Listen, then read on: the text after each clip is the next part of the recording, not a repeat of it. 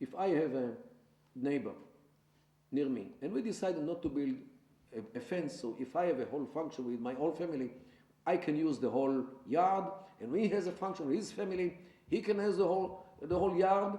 So we enjoy a big yard. Everyone enjoys the big yard which between my house and his house. But meanwhile, between the functions, my dog is chasing his cats, and his son kicks his football into my windows. And we are bad neighbors because of the dog, the cats, and the football. Once we have a fence between us, my dog is in my part, his cats are sunbathing peacefully, and his son is kicking his football to his windows and not mine. And we are good neighbors because we don't bother each other too much. This is why high fences make good neighbors. And this logic works in the Middle East very well. And this is why this is the remedy for the problems of the Middle East. And if I was an advisor to the world, I would say, look what happened to the Soviet Union. Fell apart according to ethnic lines. Once it was an illegitimate dictatorship which forced the Russians on all the others. Now we have states, Kazakhstan for the Kazakhs, Uzbekistan for the Uzbeks, Tajikistan, Turkmenistan, Armenia, Estonia, Latvia, okay, all these countries which are ethnic states. And the one with two ethnic groups, Ukraine, has problems because it was not divided between the two ethnic groups. And ethnicity is still alive and kicking. And in the Ukraine example, alive and killing. And this is what we see, unfortunately. Look at Yugoslavia. Fell apart according to ethnic lines. Now we have very peaceful, nice, democratic states.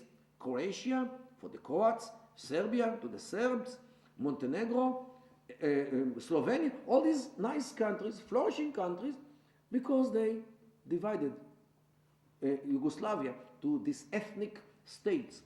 Czechoslovakia was divided between the Czech tribe and the Slovak tribe. Why should they step on each other's toes? Let everyone have his yard and live in peace with others. Okay? So definitely ethnicity is alive.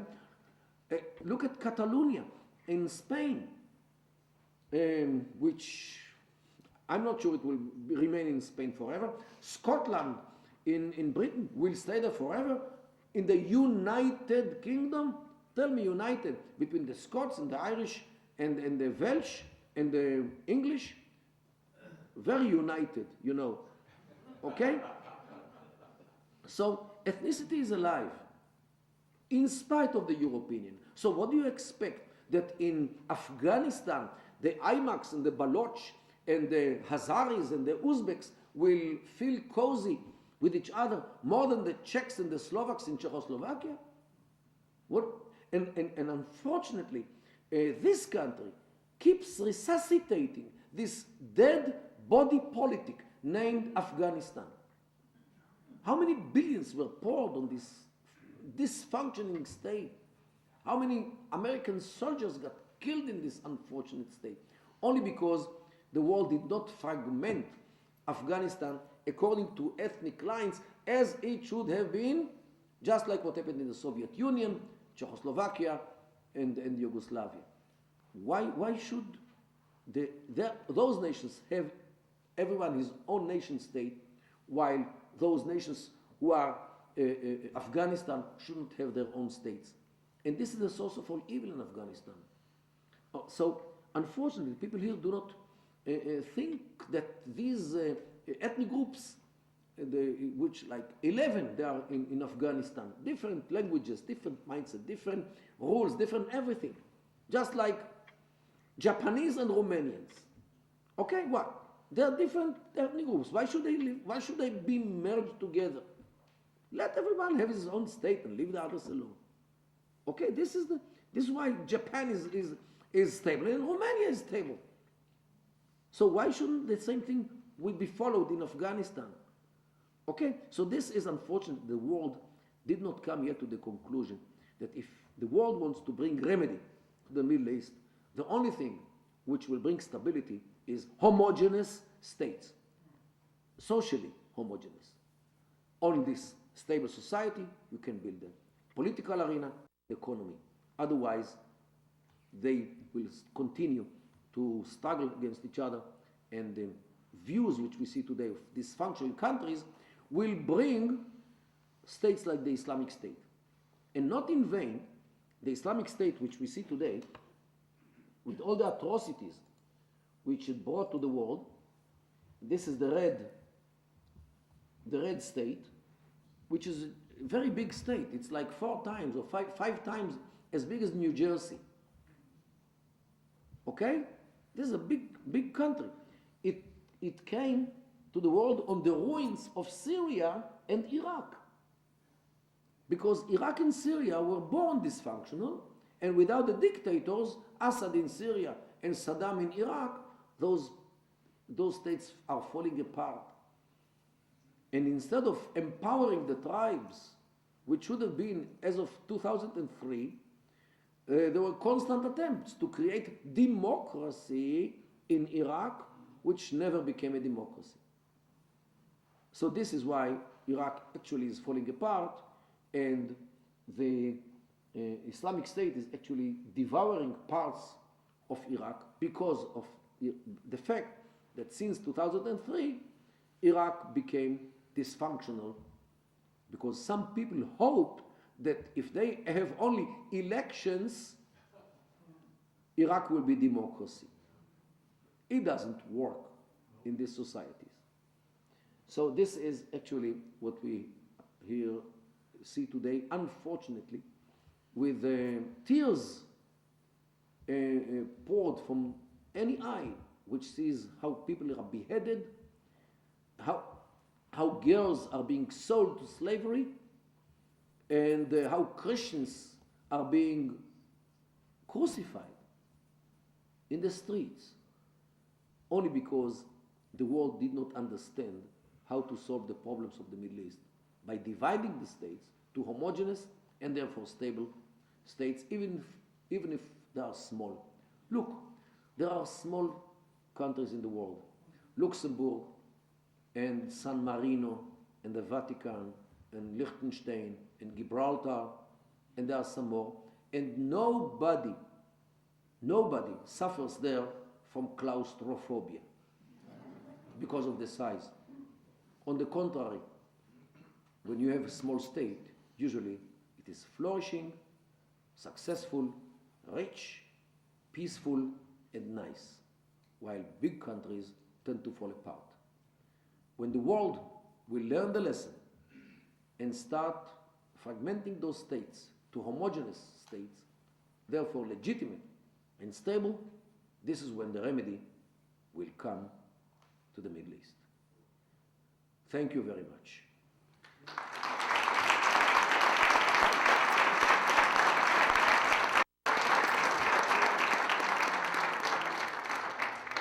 I think that within the framework of 6 hours, we can take some questions.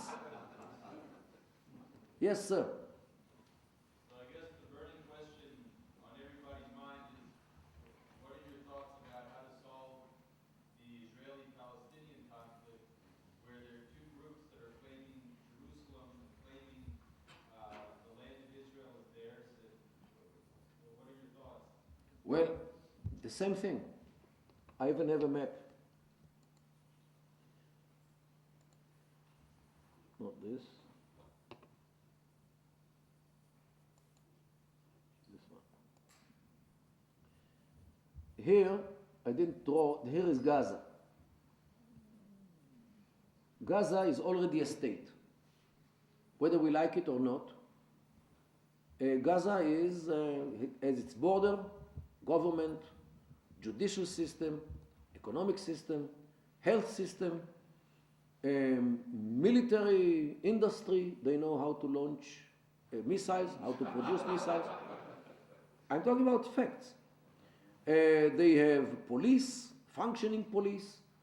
They have every organ which a state needs, the state of Gaza has.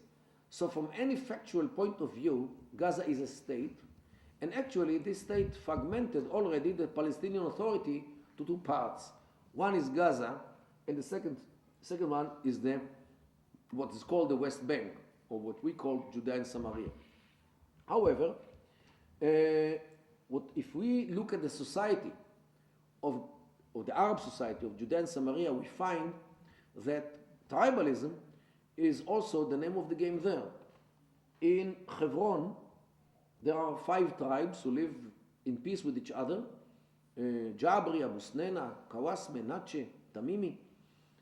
Another tribe lives in Jericho, the Arikat tribe. Another tribe lives in Ramallah, the Barghoutis. Another tribe in Nablus, another 3 tribes actually, Masri, Tukan, and Shaka'a, Tulkarem, the Karmis, and so forth in Kalkilia and Jenin. 7 cities, 7 different clans or tribes which do not mingle with each other, which do not get married with each other, speak in somewhat different dialects, and definitely they deserve to have emirates, just like the Gulf Emirates in the Gulf.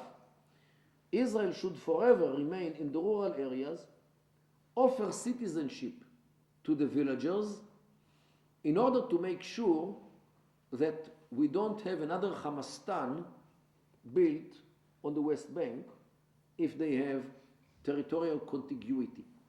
Because nobody can prevent it, not in America, not in Europe. All those who today preach to Israel to establish a Palestinian state on the West Bank actually will definitely lead to a situation where Hamas, the terrorist organization, will again win the elections, as they already won the elections to the Legislative Council in January 2006. So far, until this very day, the majority of the seats of the Palestinian Legislative Council is occupied by Hamas. So definitely we have to take in account that the next elections, it can repeat itself. So what, we're going to find ourselves with another Hamastan? We have enough with one in Gaza, which we have once in a while to remind them that they should mind their own business. Or everybody remembers how Hamas took over Gaza by a coup d'etat, how they killed almost 200 policemen of the Palestinian Authority. This is how they are one people. And who can prevent it from happening again in the West Bank? So either by a coup d'etat or by elections, Hamas will be the owner or the ruler of the West Bank, thus threatening 80% of the Israeli population which is around the West Bank. Jerusalem, Beersheba, Dimona, Tel Aviv area with all the suburbs of Tel Aviv, Hadera, Netanya, Hadera, all the way. And this is with the short-range missiles. The middle-range missiles will threaten Haifa, our harbor, and the long-range missile will cover all the land of Israel, all the state of Israel. So definitely those who support establishing a Palestinian state on the West Bank, or Judea and Samaria rather, actually will bring to another war, because Israel cannot tolerate another Hamastan on the West Bank. So, but people do not think one step ahead in the Middle East, because if they thought one step ahead, they wouldn't establish those states like Syria and Iraq. Now people tell me, well, those Palestinians deserve a state, one consolidated state. I say very nicely, is there a Syrian people? If there was a Syrian people, they wouldn't fight each other in such a way. 300,000 people, Syrians, killed in this civil war. Is there an Iraqi people? There are Kurds and Arabs and Turkmens and Persians in Iraq. There are Sunnah and Shia and Muslims and Christians and Yazidis and all the others. They never became Iraqi nation. Is there a Libyan nation? The same thing. There is Palestinian nation just like Libyan, Iraqi, or Syrian nation. Or you know what? Even Lebanese nation. There is not such a nation. There are sects. The Shi'i, the Sunni, Christian, and the Druze never became one nation. So the idea of nationhood in the Middle East failed. It worked in Europe because people are individuals. But in the Middle East, people are loyal to the traditional frameworks, which nation is not one of them.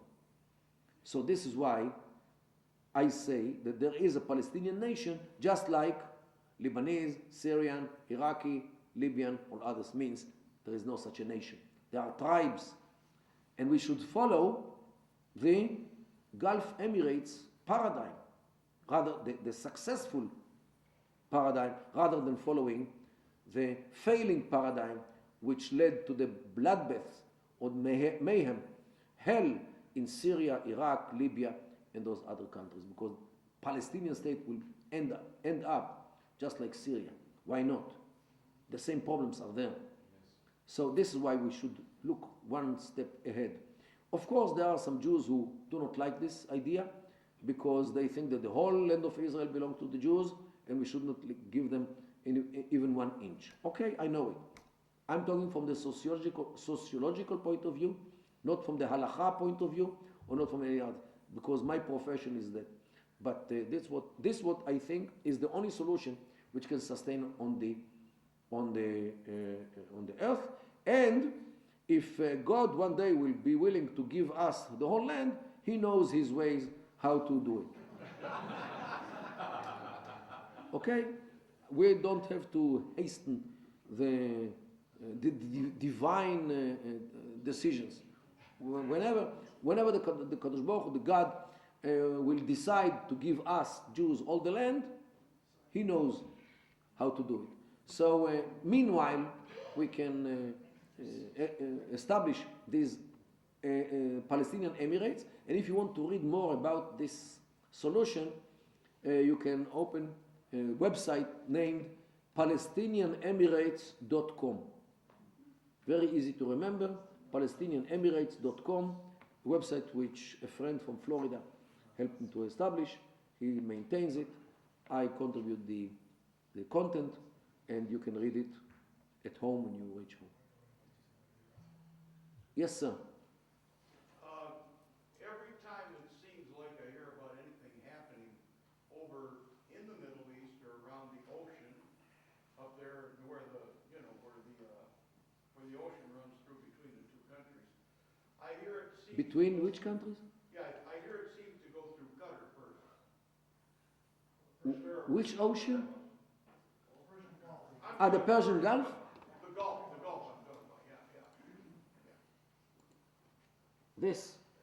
Right, exactly. Okay. Now, I see that it seems like everything that happens over there is somehow funneled through Qatar. Qatar. Yeah, Qatar. This state. Is there a reason for that? Yeah, that little thing that kind of sticks up. Yeah. Qatar is an emirate which people hear too much about because Qatar decided to support organizations like the Muslim Brotherhood, Al-Qaeda, and other terror groups like Hamas, unlike other emirates like the United Arab Emirates, Kuwait, and of course Saudi Arabia. This happened in Qatar because of one man. His name is Dr. Sheikh Yusuf al-Qaradawi. He is one of the most prominent, if not the most prominent leader of the Muslim Brotherhood. He was expelled from Egypt, lived in Qatar for dozens of years, and he became the mentor of the leader of Qatar, and he diverted his mindset from being tribal to be Muslim Brotherhood. And since then, the Muslim Brotherhood, which is the mother organization of all the of the terrorist organizations of today, which we hear, Boko Haram, Al-Qaeda, Islamic State, they are more or less on the same page with Qatar, or Qatar thinks that they are right. Of course, there are people who say that Qatar did it in order to have immunity from these organizations, but it's not the whole story. They actually do it from, by will and by, or I would say even enthusiasm, to a degree that the only leader, Arab leader, who visited Gaza under the rule of Hamas was the Emir of Qatar.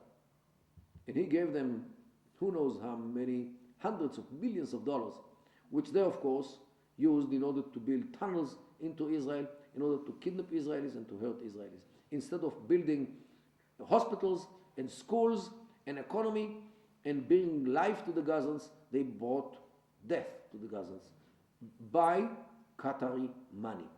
Unfortunately, Qatar also in this country buys people, just something which was published in the New York Times, that Qatar gave almost $15 million, 14.8 if I remember well, $1 million to Martin Indyk to defend Hamas during the last summer, and he was actually a defender of Hamas during the hostilities of the last summer. No wonder if he gets almost $15 million from Qatar, why shouldn't he sing the songs which are being dictated on him from Qatar?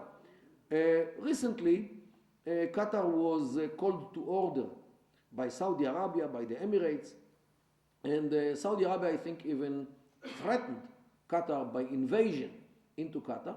But the Qataris have a good friend in Washington, D.C., some friends, and they rely on them.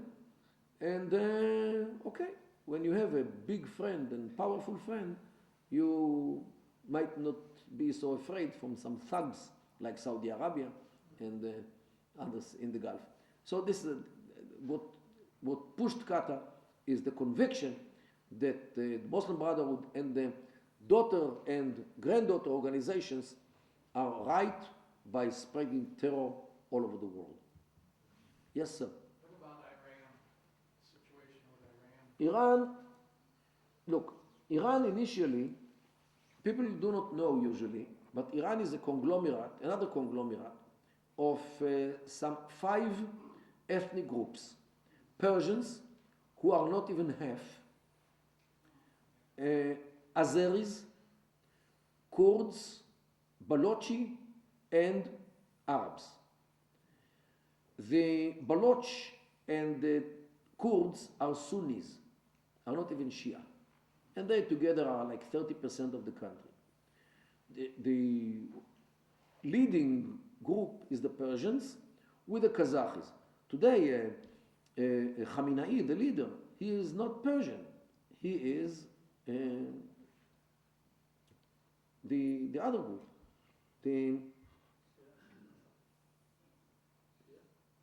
I just mentioned. The Azeris. He's from the occupied part of Azerbaijan. He's Azeri. Oh, he speaks Persian, but he is Azeri. Okay, so there is some kind of combination between the Azeris and the Persians. But the other parts, the Kurds and the Baloch are fine. The Baloch are here. Balochistan actually is a country of an ethnic group which nobody knows about, the Balochis. They are even bigger than the Jews.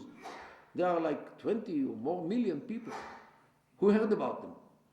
But they are divided between Afghanistan, Pakistan, and Iran. In Afghanistan and Pakistan, they are more or less independent or autonomous because these countries do not function. The only country which they are still feel oppressed is in Iran, and there is a vicious war in this place.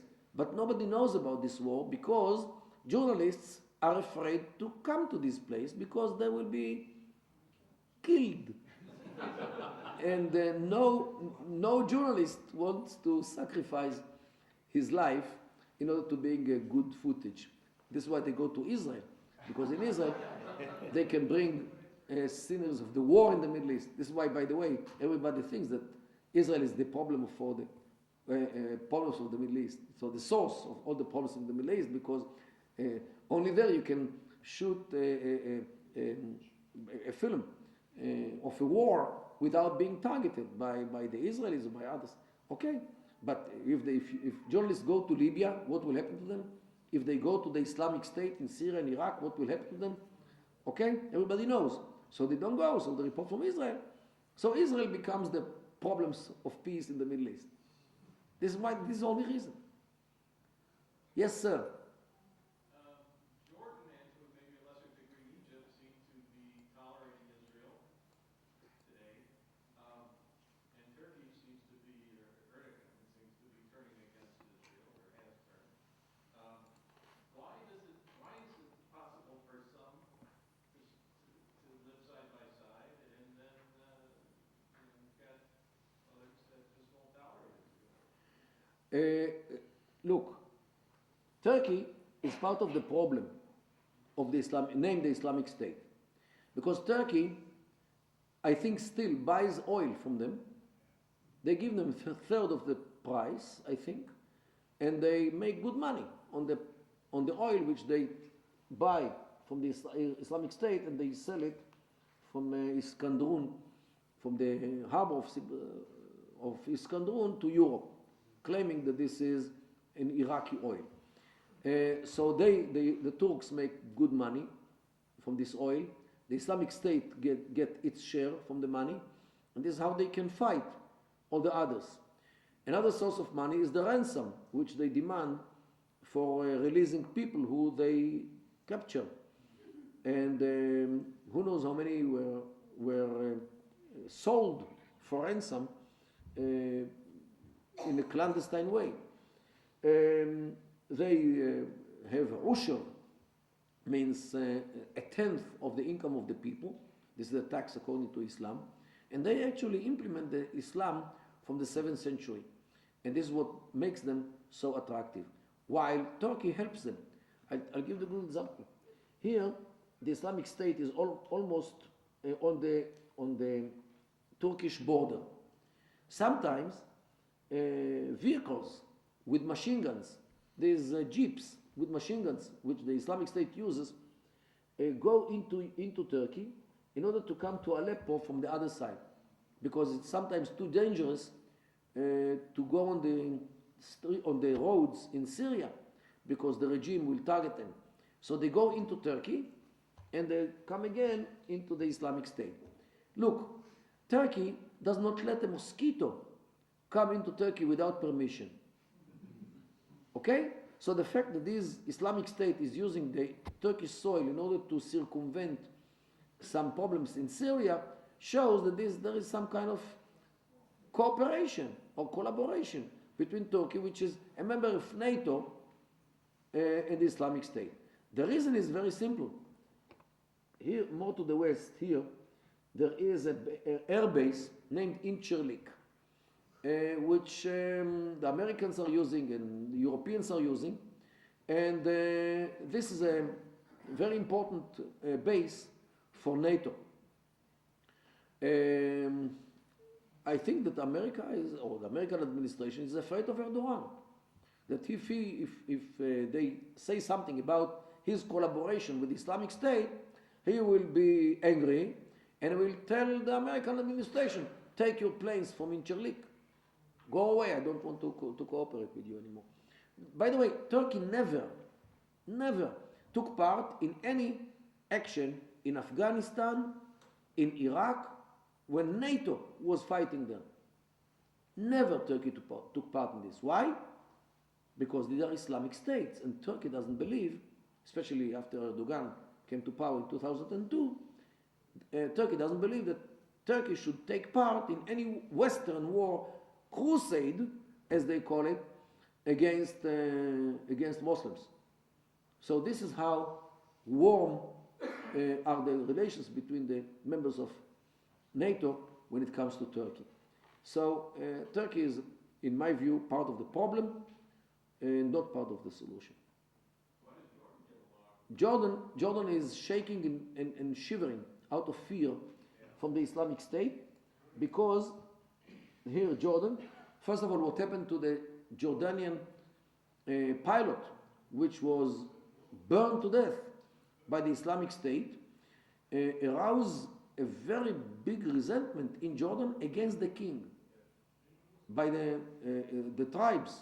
This man was one of the biggest tribes of Jordan, and they threatened the king. If you don't do something against this Islamic State, it's the end of you. So this is why he took his air force and started bombing this Islamic State. Yet, I am at all not sure that this state will be abolished by airstrikes. You cannot do it from the air. You have to put many boots on the ground and take care of them. You know, send them either to the grave or to Guantanamo. This is the only place. This is the only way how to deal with this. I'm sorry to say it, but you know, you have to name a cat a cat. You cannot bomb every cellar, every house, every apartment where they hide from the air. You can't. It doesn't work. You can hit here a vehicle or there a vehicle, a tank here or there, or you can target one man if you have enough intelligence where he is. But you cannot get rid of a state as it is, with ministries, with officials, with the tax system. And this is a state. The Islamic State is a state. I don't know how much the American media brings those facts about this Islamic State. But this is a state, real state, which functions as a state. We don't like them. Apparently they don't like us. But this is a state. So a state has to be dealt with. You know, even the airstrikes on Germany did not topple this country. You needed boots on the ground until the last man who fought in the bunker of Hitler in Berlin. Okay? You cannot, and the airstrikes on Germany were immense. Look at Dresden, look at other places. And it did not bring Germany to its end. Only, unfortunately, this is how the world works. Or you can take an atom bomb and bomb them all. I didn't say this, because many civilians, innocent civilians, who were captured, who were caught, who were occupied by this organization. What is their sin? They didn't make any problem. So they are poor people who are subjugated to this kind of gang of the Islamic State or terrorist organization like the Islamic State.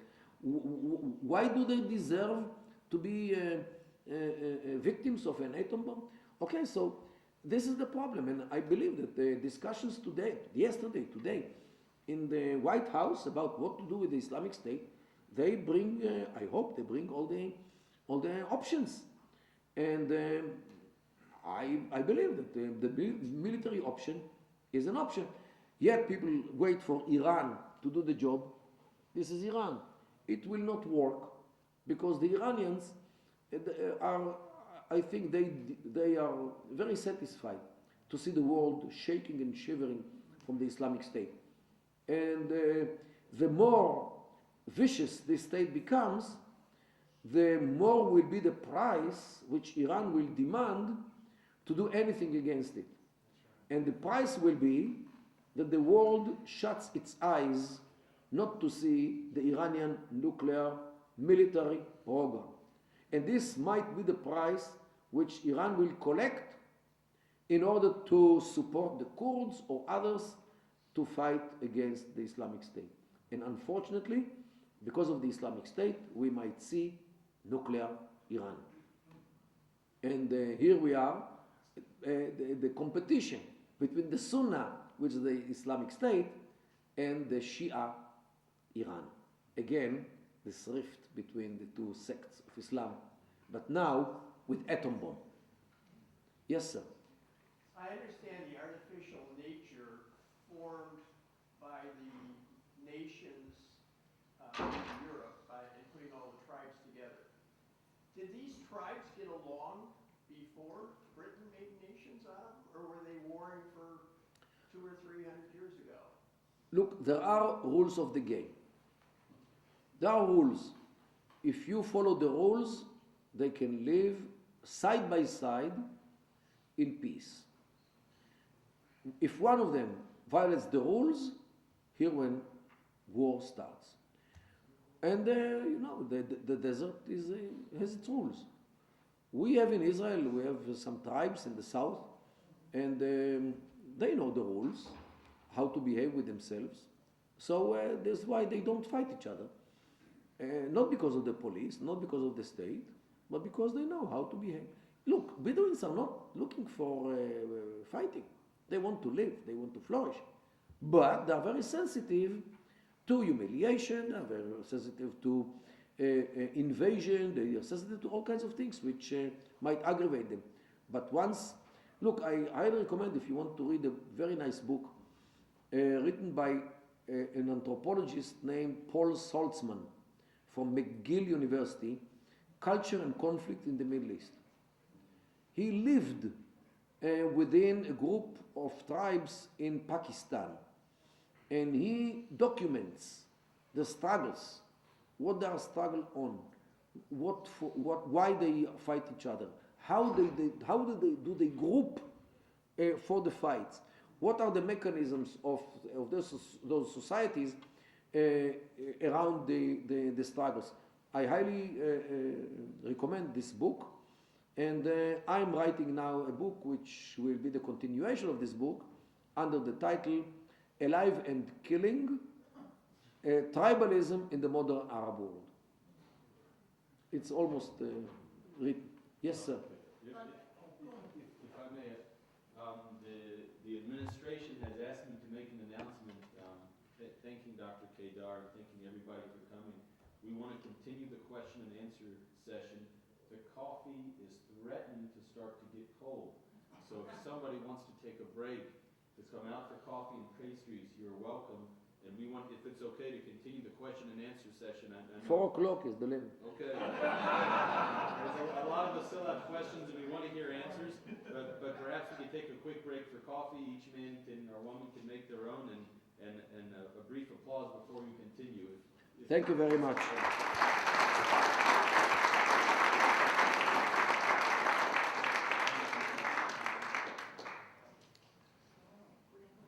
Yes, sir. My question was, I guess, in the beginning of your comments, you talked about the fact that it's going to be a long time before there's any peace or real solutions in the Middle East. And throughout the presentation, which is fascinating, Thanks. in my mind is, what do you think a mechanism exists today to sort of impart what you're saying, and that is that all these tribes, the map you showed us of Iraq early in the presentation, 30-some tribes, or how many are there? 75.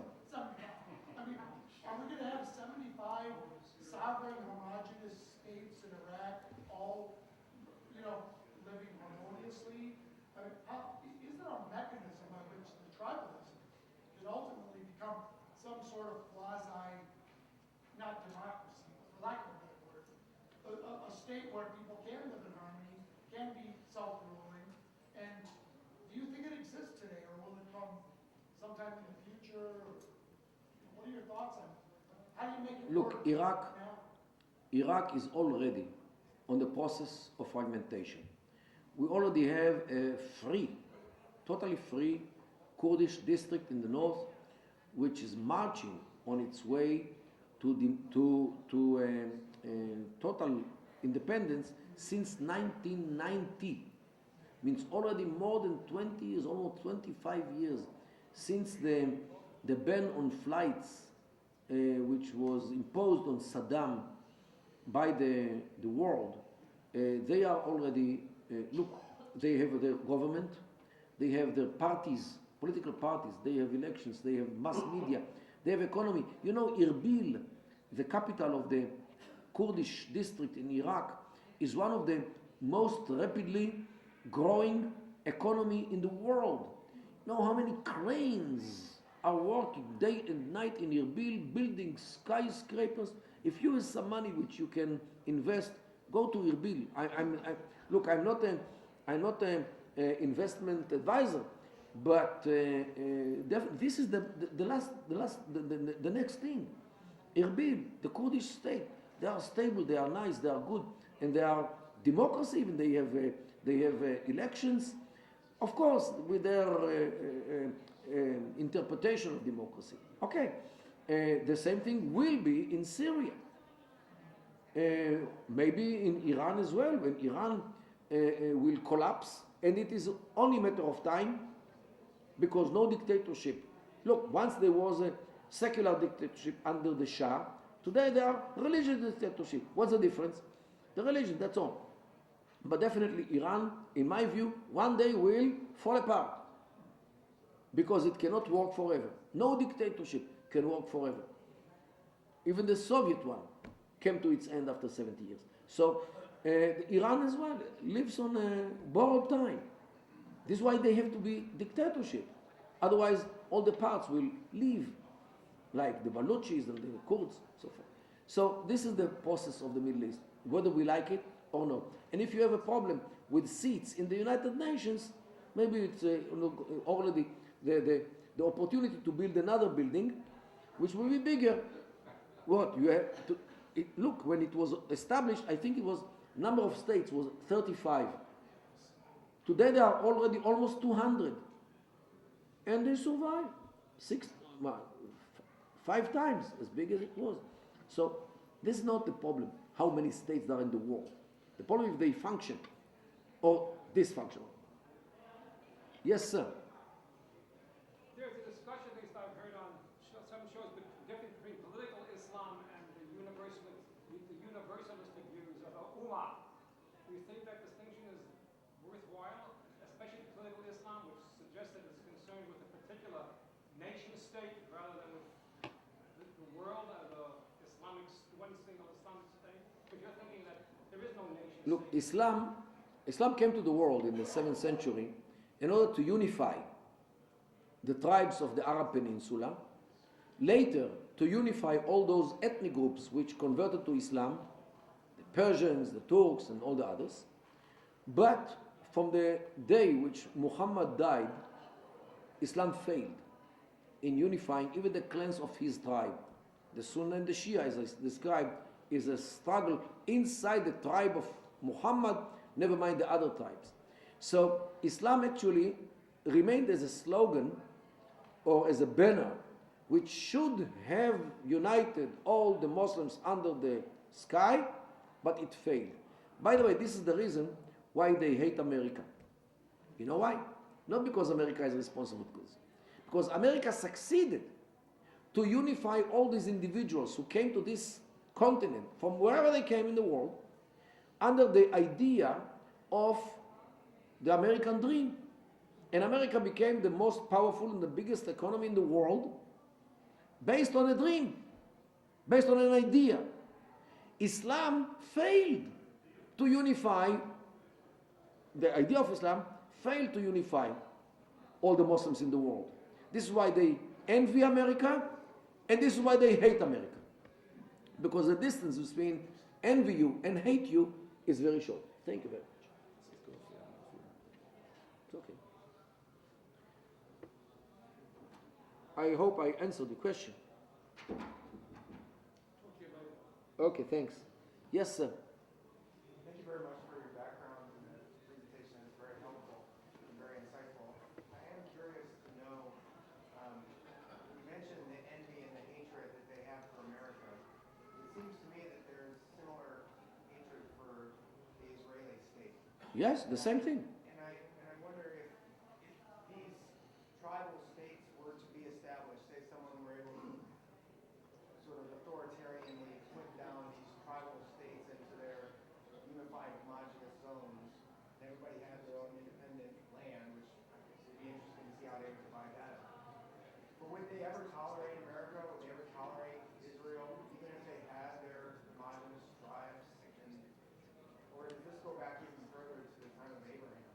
Look, you can look at what happens between America and the Emirates. The United Arab Emirates, Qatar, Kuwait. Once they have their own society, their own state flourishing, maybe they don't love America, but they leave America alone. Once they become a failure, like Libya or Syria or Iraq, they start to look for the reason or who was the conspiracy against them. They find Britain. You know, you have no idea how much many in the Middle East hate Britain because they know who is the source of their agonies, Britain, and therefore they hate English because English is the language of the colonialism. When Israelis, Americans are coming to them and speak with them in English, they don't like it at all. Because English for them is the language of the oppressors, of those who created those illegitimate states which they are suffering from until this very day. People do not think about this. They think that English is only means of communications. In the Arab world, English is viewed as the language of the enemy, Britain. Look, I think that when they have nice life, like in the Gulf, they don't love the infidels or the Christians or the Jews, whatever, but they leave them alone because they deal with their own business. Was Osama bin Laden from that background? I seem to remember Osama bin Laden, wealthy, and they were from the independent state of Saudi Arabia. And was that more of an ideology issue, or was it that he wanted? all the above. Osama bin Laden is from an area in Saudi Arabia which was not a part of the Saudi Arabia. Well, let's see. Oh, this map. Saudi Arabia was established by people by the Al Saud, by the Saud family, who were residing in this area, in the center of Saudi Arabia. But they annexed tribes from the north, from the west, more or less this part of the country, by marriage. Means Al Saud, Ibn Saud, the founder of the father of all the kings, Salman now, his father, when he wanted to shape the state, he married daughters of all the tribes' heads around him. So this he made a coalition by marriage. Europe once also was behaving in such a way. However, two parts never gave him the daughters. One is the Shi'i part of the country, which lives here, because the Shi'i views Sunni as najis, impure. So a Shi'i will never give his daughter to a Sunni. So they did not become part of this, and until this very day, they are the source of instability in Saudi Arabia. The other part, which never got married with them, is the people from this part, which is mountains. They live in the plain lands, and this is different culture than the mountains. And these are people who are sharing much more in the culture than with the Yemenites, because this border is an artificial border. Bin Laden is from this area, from Najran, an area which never became part of the Saudi ruling family. They, in order to incorporate them, the Saudi family gave them contracts, development, all these things, make money. So they benefited from the state, but they did not become part of the ruling elite.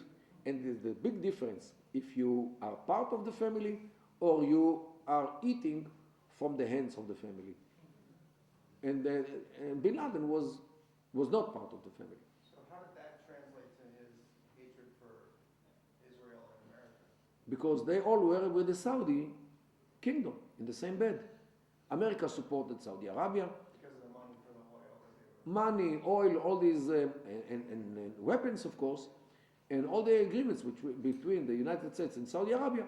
He viewed the United States actually empowering this house of Ibn Saud, which he didn't think was legitimate. Yes, sir. You talked about the colonization, if you will, of being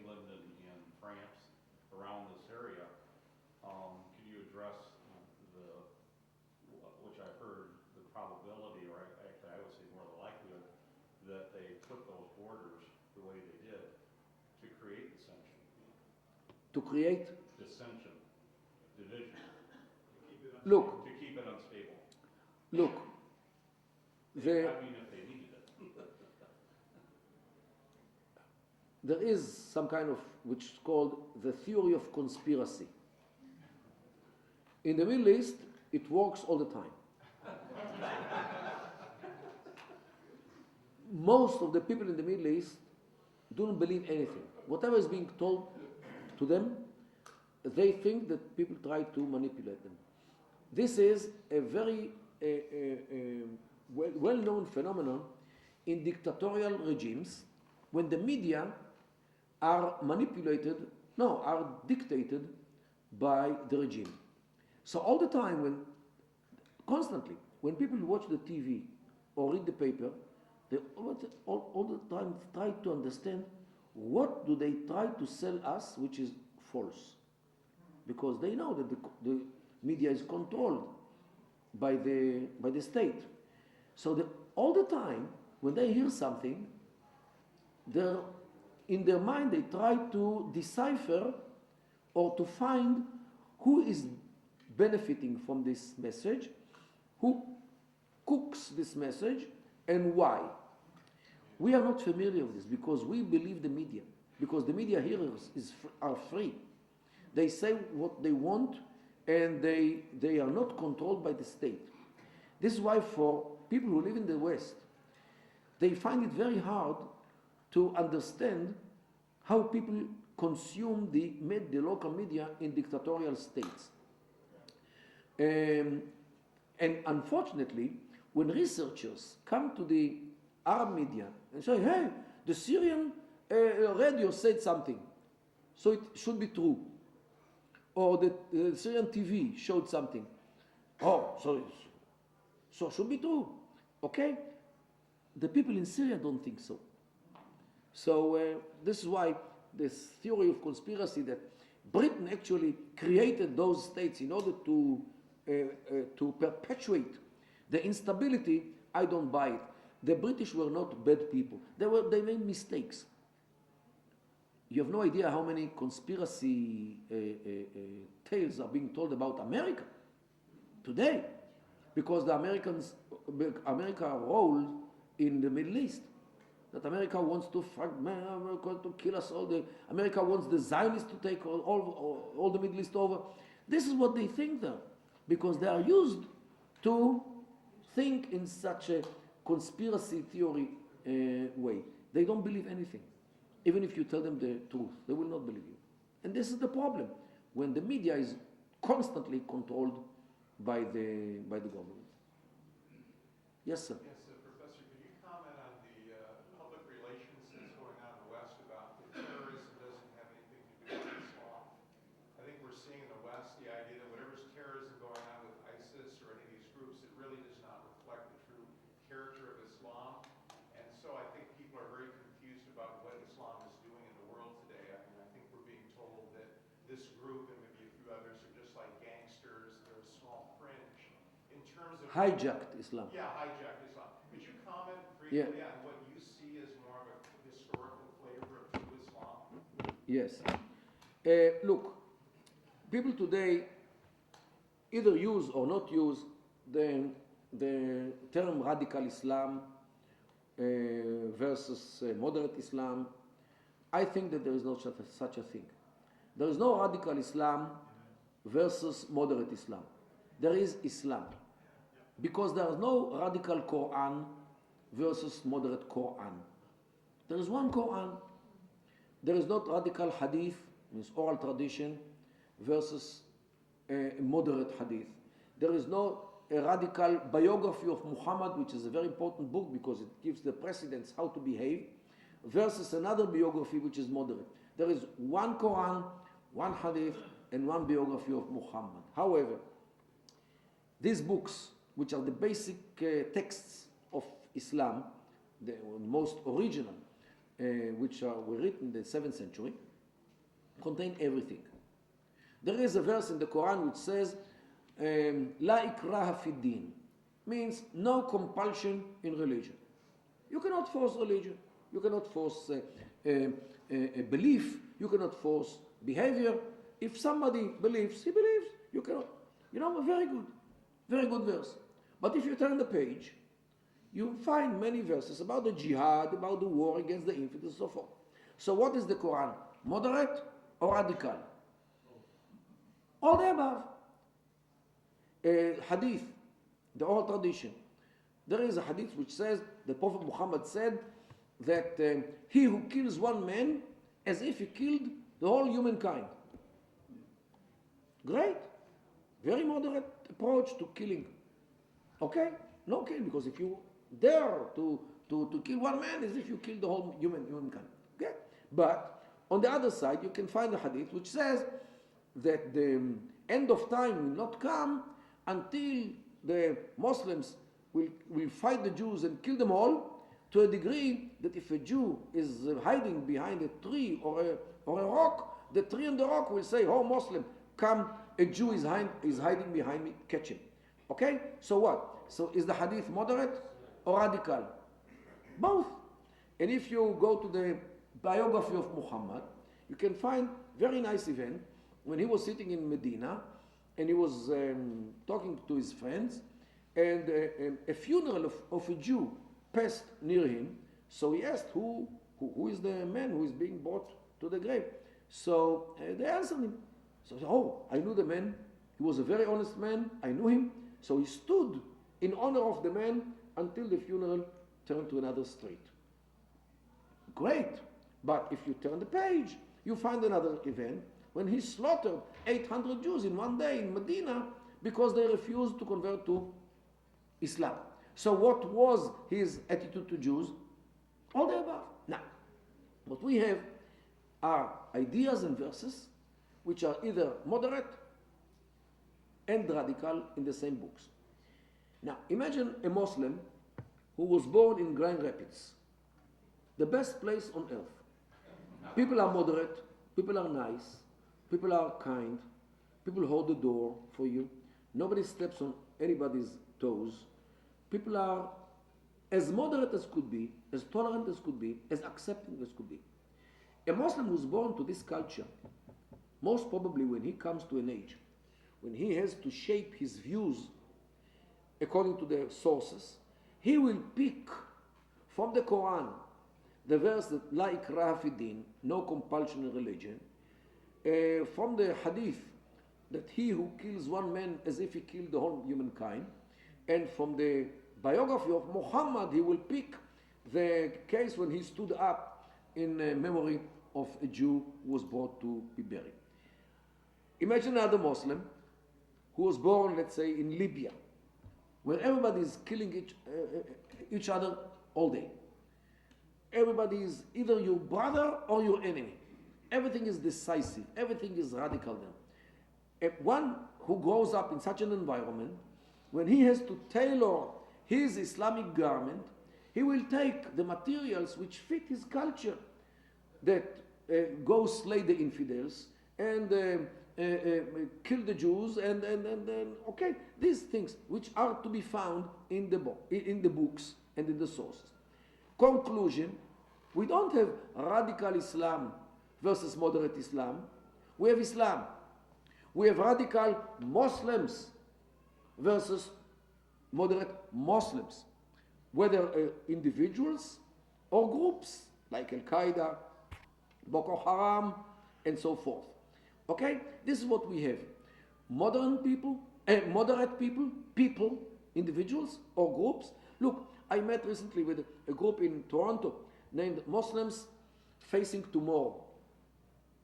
People who are, nobody can be more moderate than they are. And they feel with Jews, with Christians like brothers, because they share the same culture, not the religion. They pray in mosque. We pray in a synagogue, and the pastor prays in a church. But we share the same culture of being moderate, being nice, hold the door, and be nice to each other. They are the same.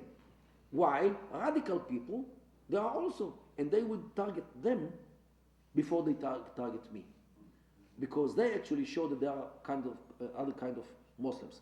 So now nobody hijacks anything, because everybody can base his views on the scriptures which they have.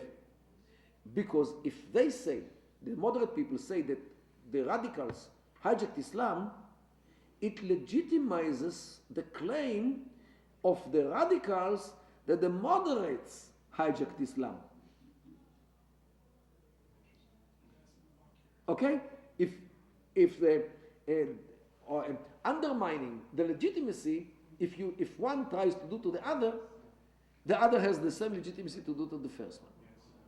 So this is why us as people who look from outside about Muslims, we have to understand what they have sources which contain everything, and people, even a minority, becomes radicalized. However, whenever there is any encounter between radical, violent side and a moderate, non-violent side, no matter what the size is, always the radical will win. Because he uses force, uses weapons, and he enforces his views on the moderate side, even if the moderate is a big majority, but irrelevant. Because they cannot force their views, because they are moderate people. And this is the problem. Yes, Pastor.